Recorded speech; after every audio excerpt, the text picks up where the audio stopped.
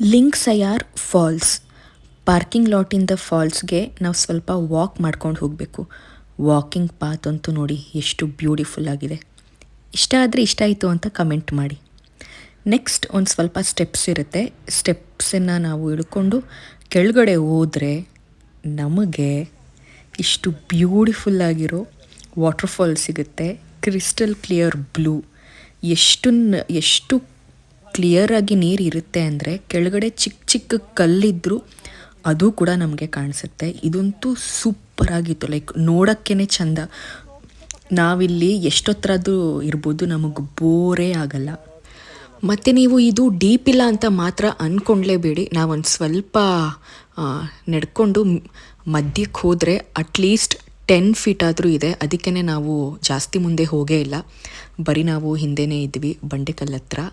ಈ ಜಾಗ ಎಷ್ಟು ಬ್ಯೂಟಿಫುಲ್ ಆಗಿತ್ತು ಅಂದರೆ ನಂಗೆ ಸ್ಟಾರ್ಟಿಂಗು ವ್ಲಾಗು ಫೋಟೋಸ್ ಎಲ್ಲ ತೆಗಿಯೋಕ್ಕೆ ಮನಸ್ಸೇ ಬರಲಿಲ್ಲ. ಸ್ಟಾರ್ಟಿಂಗ್ ಸುಮ್ಮನೆ ಒಂದು ಅರ್ಧ ಗಂಟೆ ಕೂತ್ಕೊಂಡು ಅಲ್ಲಿ I was just enjoying the view. ಆಮೇಲೆ ನಾನು ಮಿನಿ ವ್ಲಾಗು ಫೋಟೋಸು ವೀಡಿಯೋಸು ಎಲ್ಲ ನಾನು ತೆಗಿಯೋಕ್ಕೆ ಶುರು ಮಾಡಿದೆ.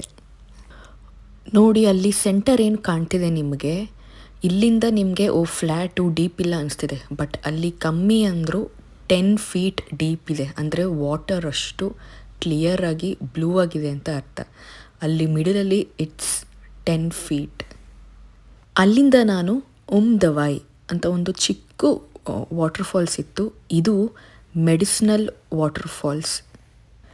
ಈ ನೀರನ್ನು ನಾವು ಡೈಲಿ ಕುಡಿದ್ರೆ ನಮಗೆ ಯಾವುದೇ ಒಂದು ಹೆಲ್ತ್ ಇಶ್ಯೂಸ್, ರೋಗ ಏನೂ ಬರಲ್ಲ. We will be fit and all right. ಕಾಡು ಮಧ್ಯೆ ಈ ಮೆಡಿಸಿನಲ್ ವಾಟರ್ಫಾಲ್ಸ್ ಇದೆ. ಇಲ್ಲಿ ಈ ಥರ ಒಂದು ವಾಟರ್ಫಾಲ್ಸ್ ಇದೆ ಅಂತ ನಮಗೆ ಗೊತ್ತೇ ಆಗಲ್ಲ.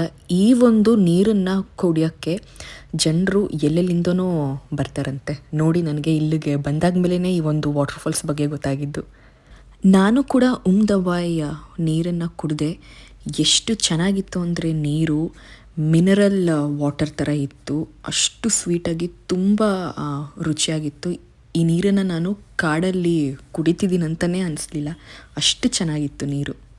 ಬರ್ತಾ ಫುಲ್ ಜೋಶಲ್ಲಿ ಸ್ಟೆಪ್ಸಿಂದ ಇಳಿದು ಫುಲ್ ಬೇಗ ಬಂದ್ವಿ. ಹೋಗ್ತಾ ಮತ್ತೆ ಸ್ಟೆಪ್ಸನ್ನೆಲ್ಲ ಹತ್ಕೊಂಡು ಪಾರ್ಕಿಂಗ್ ಲಾಟಲ್ಲಿ ಹೋಗೋಷ್ಟರಲ್ಲಿ ನಮಗೆಲ್ಲ ಸುಸ್ತಾಗೋಗಿತ್ತು.